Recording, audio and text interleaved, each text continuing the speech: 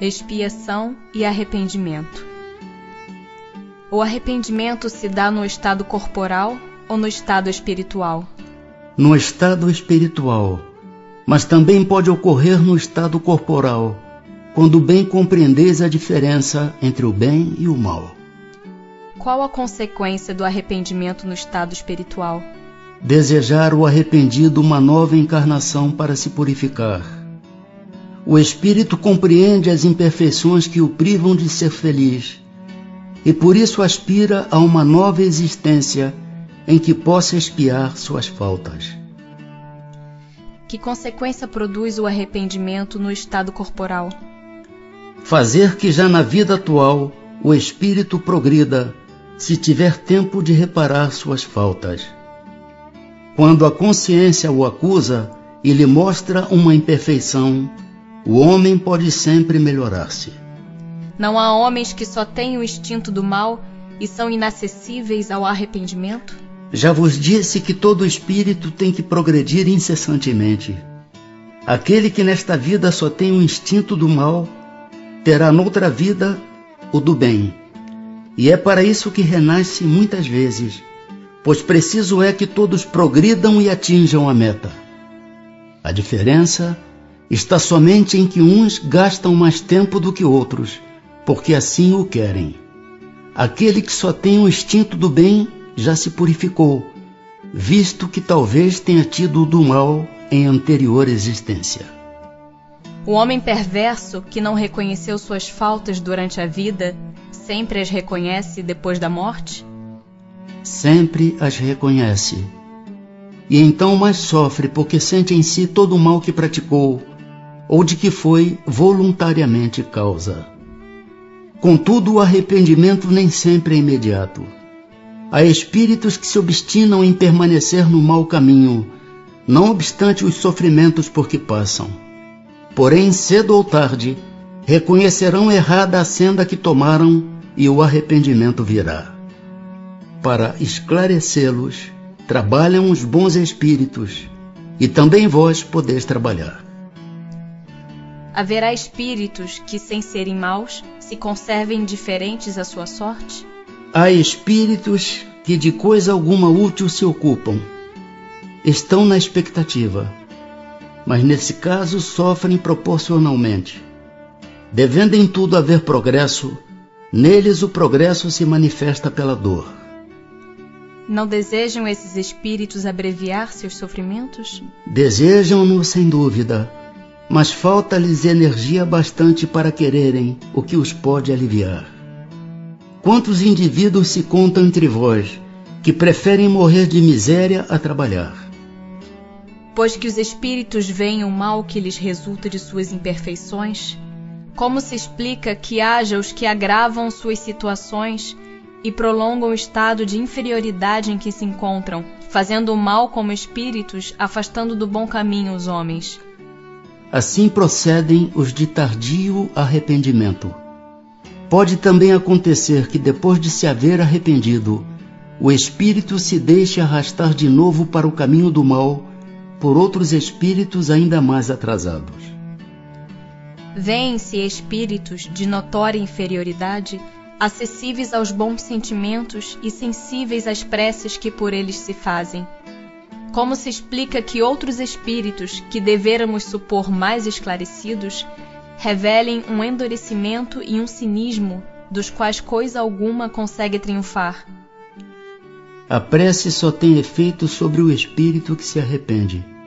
Com relação aos que, impelidos pelo orgulho, se revoltam contra Deus e persistem nos seus desvarios, chegando mesmo a exagerá-los, como o fazem alguns desgraçados espíritos, a prece nada pode e nada poderá, senão no dia em que um clarão de arrependimento se produza neles.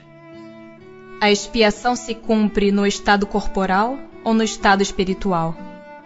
A expiação se cumpre durante a existência corporal mediante as provas a que o espírito se acha submetido, e na vida espiritual, pelos sofrimentos morais inerentes ao estado de inferioridade do espírito. Basta o arrependimento durante a vida para que as faltas do espírito se apaguem e ele ache graça diante de Deus? O arrependimento concorre para a melhoria do espírito, mas ele tem que expiar o seu passado.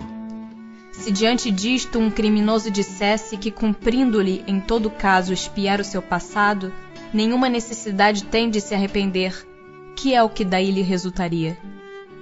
Tornar-se mais longa e mais penosa a sua expiação, desde que ele se torne obstinado no mal. Já desde esta vida, poderemos ir resgatando as nossas faltas? Sim, reparando-as. Mas não creais que possais resgatá-las mediante algumas privações pueris ou distribuindo em esmolas o que possuirdes depois que morrerdes, quando de nada mais precisais. Deus não dá valor a um arrependimento estéril, sempre fácil, e que custa apenas o esforço de bater no peito. A perda de um dedo mínimo, quando se esteja prestando um serviço, apaga mais faltas do que o suplício da carne suportado durante anos com um objetivo exclusivamente pessoal. Só por meio do bem se repara o mal, e a reparação nenhum mérito apresenta, se não atinge o homem nem no seu orgulho, nem nos seus interesses materiais. De que serve para sua justificação que restitua depois de morrer os bens mal adquiridos, quando se lhe tornaram inúteis e deles tirou todo o proveito?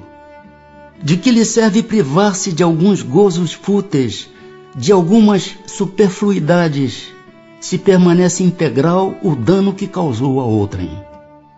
De que lhe serve, finalmente, humilhar-se diante de Deus, se perante os homens conserva o seu orgulho? Nenhum mérito haverá em assegurarmos para depois de nossa morte emprego útil aos bens que possuímos? Nenhum mérito não é o termo. Isso sempre é melhor do que nada. A desgraça, porém, é que aquele que só depois de morto dá é quase sempre mais egoísta do que generoso. Quer ter o fruto do bem sem o trabalho de praticá-lo. Duplo proveito tira aquele que em vida se priva de alguma coisa.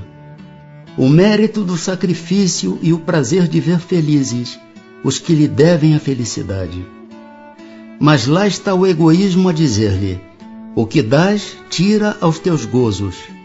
E como o egoísmo fala mais alto do que o desinteresse e a caridade, o homem guarda o que possui, pretextando suas necessidades pessoais e as exigências da sua posição. Ah, lastimai aquele que desconhece o prazer de dar. Acha-se verdadeiramente privado de um dos mais puros e suaves gozos, submetendo-o à prova da riqueza, tão escorregadia e perigosa para o seu futuro. Houve Deus por bem conceder-lhe como compensação a ventura da generosidade de que já neste mundo pode gozar. Que deve fazer aquele que, em artigo de morte, reconhece suas faltas quando já não tem tempo de as reparar?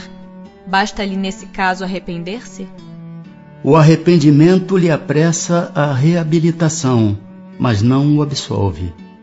Diante dele não se desdobra o futuro que jamais se lhe tranca?